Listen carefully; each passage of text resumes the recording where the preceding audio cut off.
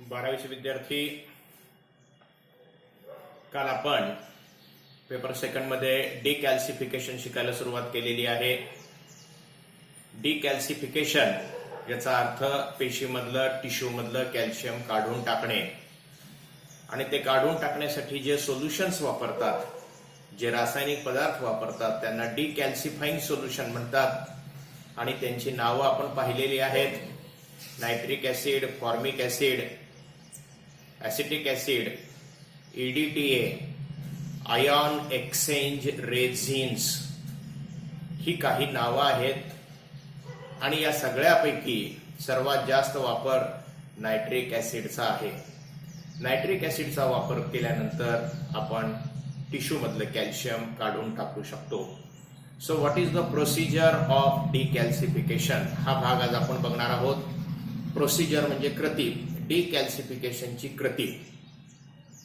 Decalcification करण्यासाठी सर्वप्रथम काय करावं लागतं तर you have to cut the tissue. If the tissue is very thick, तुमच्याकडे आलेली टिश्यू जर फार जाड असेल तर त्याला छोट्या पीसमध्ये कट करून घ्या. Then you have to take the nitric acid in a beaker. You have to take the nitric acid in the beaker. Now what you have to do is you have to tie the piece of tissue with a waxed thread.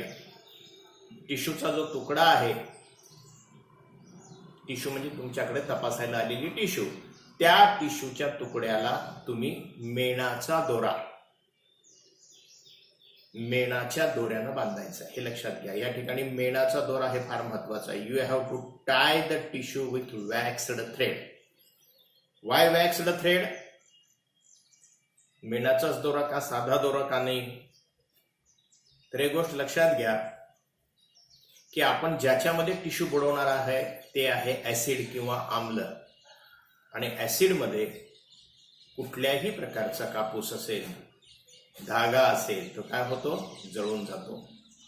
पण जो waxed thread आहे त्याच्या बाबतीत वैशिष्ट्य असं आहे की wax आणि ऍसिड यांची फारशी रिॲक्शन होत नाही. म्हणून आपण त्या ठिकाणी त्या टिश्यूला कशाने बांधणार आहोत? Waxed thread. So you have to take the piece of the tissue, tie it with waxed thread. Now what you have to do is you have taken the acid in the beaker. On the beaker you keep a glass rod. त्या beakerच्या वरती एक काचेचा rod ठेवून द्या आणि त्या रॉडला ती tissue बांधा. टिश्यू बांधा म्हणजे तो दोरा बांधा. and keep the tissue suspended in the acid. Keep the tissue suspended in the acid. त्या ऍसिड मध्ये ती टिश्यू लटकत ठेवा. बुडाला टेकल असं नाही. समजलं तुम्हाला? की त्या बीकर मध्ये जे आहे ती लटकत ठेवायची. म्हणजे त्या टिश्यूच्या भोवताली ऍसिड आहे पण टिश्यू खाली जाऊन बीकरला टेकलेली नाही. Keep the tissue suspended in the acid. Now remember that the calcium is removed from the tissue very slowly. Calcium is removed from the tissue very slowly. 24 तास लागतात, कधी 48 तास पण लागतात. तेवढा वेळ आपल्याला ती टिश्यू त्या ऍसिड मध्ये बुडवून ठेवायची आहे. लटकत ठेवायची आहे. बुडवून म्हणजे एकदम खाली बुडाला सोडायचे नाहीये, लटकत ठेवायची आहे. What will happen? The acid will take down the calcium from the tissue slowly.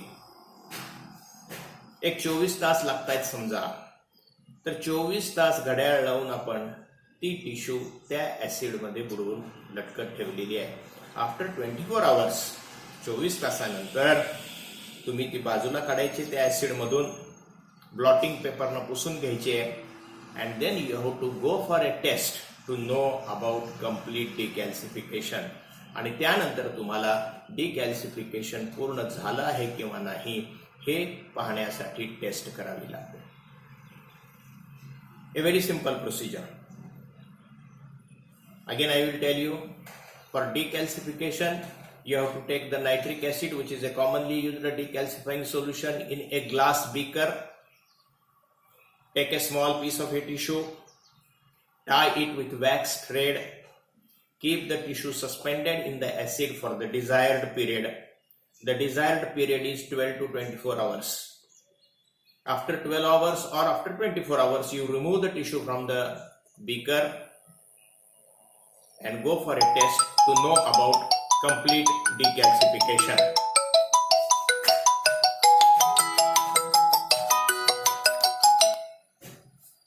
This is the procedure. Now, next one we are going to do is, when the decalcification, we should know about the little bit about the nitric acid. Nitric acid विषयी थोडक्यात माहिती आपल्याला झाली पाहिजे.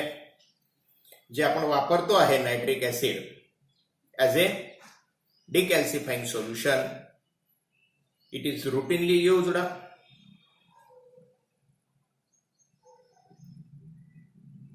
The advantage is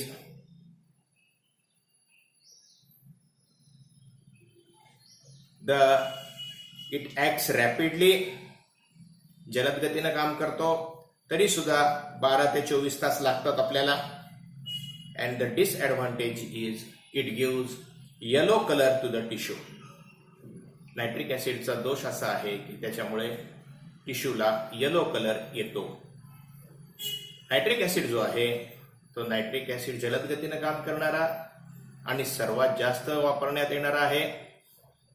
पण त्याचा दोष असा आहे, disadvantage, it gives yellow colour to the tissue, right? So this is about the nitric acid. Now the second one we have seen about the Peyronie's fluid. Peyronie's fluid, actually it is a fixative, but still then it is used for decalcification. The time required for decalcification is very long. It is 2 to 10 days. 48 तास ते 10 दिवस इतका वेळ लागतो. एवढा वेळ कोणीच थांबू शकत नाही. It contains nitric acid, absolute ethyl alcohol and chromic acid. Peyronie's fluid मध्ये 2 ऍसिड आहेत. One is nitric acid, second is chromic acid, and the third is absolute ethyl alcohol. या तिन्ही पासून जे तयार होतं त्याला म्हणतात Peyronie's fluid. हे Peyronie's fluid ऍक्च्युअली फिक्सेटिव्ह आहे, पण त्याचा वापर डिकॅल्सिफिकेशन साठी सुद्धा केला जातो. याचा फायदा असा आहे, there is no hardening of the tissue. Tissue अशी कडक होत नाहीये. Second, the anatomy of the cell is preserved. पेशीची जी रचना आहे ती कायम राहते, ती खराब होत नाही. सर्वात महत्वाचं ते आहे. पेशीची जी रचना आपल्या शरीरात जशी होती तशीच आपल्याला मायक्रोस्कोप खाली दिसते. पेशीची रचना कायम राहते. हे पेरिनीज फ्लुइडचं वैशिष्ट्य आहे. आणि त्याचा तोटा किंवा डिसएडव्हांटेज ऑफ पेरिनीज फ्लुइड काय आहे, तर it is very slowly acting. अत्यंत संथ गतीनं काम करणार आहे. 2 ते 10 दिवस म्हणजे आपण रिपोर्टिंग केव्हा करणार? 2 दिवस जर आपल्याला डिकॅल्सिफिकेशन साठीच लागायला लागले तर आपण रिपोर्ट केव्हा देणार पेशंटला? म्हणून पेरिनीज फ्लुइडचा वापर फार मर्यादित आहे. सर्वात जास्त वापर नायट्रिक ऍसिडचा. So this is about the decalcification. Now we will see the laboratory test to know about complete decalcification. Decalcification पूर्ण झालं आहे हे पाहण्यासाठी करावयाची टेस्ट. काय आहे ती taste? You have to take the 5 ml of used decalcified solution. आपण डिकॅल्सिफिकेशन साठी जे सोल्युशन वापरलं होतं, काय वापरलं होतं? Nitric acid. त्याच्यामध्ये टिश्यू बुडवून ठेवली होती 24 तास. 24 तासानंतर टिश्यू काढली. आता जे काही त्या बीकरमध्ये नायट्रिक ऍसिड आहे त्याला युज्ड आपण म्हणूया, युज्ड नायट्रिक ऍसिड. त्याचं 5 ml आपण टेस्ट ट्यूब मध्ये घ्यायचं आहे. So you have to take 5 ml of used decalcifying solution, that is nitric acid. Then you have to add a small litmus paper in it. You have to add a small litmus paper in it. त्या tube मध्ये litmus paper टाकायचा आहे. काय होईल? Acid आहे, आम्ल आहे. निळा लिटमस कसा होईल? तांबडा होईल. निळा लिटमस कुठल्या रंगाचा होईल? तांबड्या रंगाचा होईल. आम्लधर्मी गुणधर्म असल्यामुळे त्या ऍसिड मध्ये निळा लिटमस तांबडा होईल. म्हणजे वापरलेलं नायट्रिक ऍसिड घेतलेलं आहे आपण कशामध्ये? टेस्ट ट्यूब मध्ये. त्याच्यामध्ये लिटमस पेपर टाकलेला आहे. आता काय करायचं आहे, आता त्या टेस्ट ट्यूबमध्ये you have to start adding drop by drop liquid ammonia, ammonium hydroxide किंवा लिक्विड अमोनिया, थेंब थेंब थेंब थेंब टाकायला सुरू करायचे त्या टेस्ट ट्यूबमध्ये. थेंब थेंब. किती थेंब टाकायचं आहे, ज्या वेळेस तो लाल झालेला लिटमस पेपर पुन्हा निळा होईल, म्हणजे पुन्हा त्या ठिकाणी आम्ल गुणधर्म जाऊन अल्कधर्मी येईल. Start adding liquid ammonia in the test tube drop by drop till the litmus paper turns blue. Till the litmus paper turns blue. तो निळा झाला ह्याचा अर्थ काय, त्या ठिकाणी आम्लधर्म जाऊन अल्कली धर्म आलेला आहे त्या सोल्युशनला. आता त्या टेस्ट ट्यूबकडे बघायचं आहे, त्या टेस्ट ट्यूबच्या सोल्युशनकडे बघायचं आहे, उजेडात जाऊन टेस्ट ट्यूबकडे बघायचं आहे. And if there is a turbidity, गढूळपणा जर दिसला त्या सोल्युशनमध्ये तुम्हाला, गढूळपणा, turbidity is present in the solution, calcium is still present in the tissue. Calcium is still present in the tissue. There is no complete decalcification. There is no complete decalcification. Simple test आहे. वापरलेलं nitric acid घ्या, त्याच्यामध्ये litmus paper टाका, निळा litmus तांबडा होईल, संपलं. आता त्या टेस्ट ट्यूबमध्ये काय टाकायला सुरू करा, लिक्विड अमोनिया. लिक्विड अमोनिया म्हणजे अमोनियम हायड्रॉक्साईड थेंब थेंब टाका. किती थेंब टाका, तो लाल झालेला पुन्हा निळा होईल लिटमस पेपर. तो एकदा निळा झाला, थांबवा, उजेडात जाऊन बघा. त्या टेस्ट ट्यूब मधलं सोल्युशन जर गढूळ दिसलं तर टिश्यू मधला कॅल्शियम निघून गेलेला नाही, अजून टिश्यू मध्ये कॅल्शियम आहे. मग तुम्हाला परत काय करावं लागेल, परत ती टिश्यू उचलावी लागेल, त्याला मेणाचा दोरा बांधावा लागेल आणि ऍसिड मध्ये बुडवून ठेवावी लागेल. Right. So this is the procedure. And if the solution is clear, जर समजा गढूळ दिसलंच नाही, सोल्युशन क्लिअर दिसलं, if the solution is clear, तुम्ही लिक्विड अमोनिया टाकल्यानंतर सोल्युशन जर क्लिअर झालं तर असं म्हणणार का डायरेक्टली कॅल्शियम निघून गेलेलं आहे, नाही. If the solution is clear, there is a second step. पुढची एक स्टेप आहे ती आपल्याला करायची. What is the further step, there is a second step of the test. आता काय करायचं आहे, त्या टेस्ट ट्यूब मध्ये you have to add 0.5 ml of ammonium oxalate. त्या टेस्ट ट्यूब मध्ये 0.5 ml अमोनियम ऑक्झलेट टाकायचं आहे, मिक्स करायचं आहे आणि 30 मिनिटं वाट बघायची आहे. You have to add 0.5 ml of ammonium oxalate, mix it and wait for 30 minutes. 30 मिनिटं वाट बघायची आहे. इफ द टर्बिडिटी अपीअरन्स, परत जर गढूळपणा दिसला तर calcium is present. And if the solution is clear, calcium is completely removed from the tissue. जर solution clear असेल तर कॅल्शियम पूर्ण निघून गेलेलं आहे. समजलं. दोन स्टेप मधली, दोन स्टेज म्हणतात त्याला, दोन स्टेप मधली ही टेस्ट आहे about decalcification. Very simple test. Again repeat. Take the 5 ml of used acid, add a litmus paper, the litmus paper turns the blue litmus paper turns red.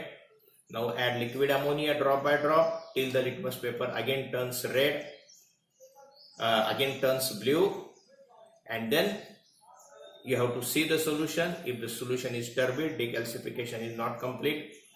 If the solution is clear, second stage, you have to add ammonium oxalate 0.5 ml and again wait for 30 minutes.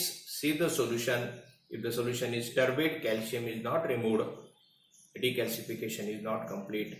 If the solution is clear, calcium is completely removed from the tissue.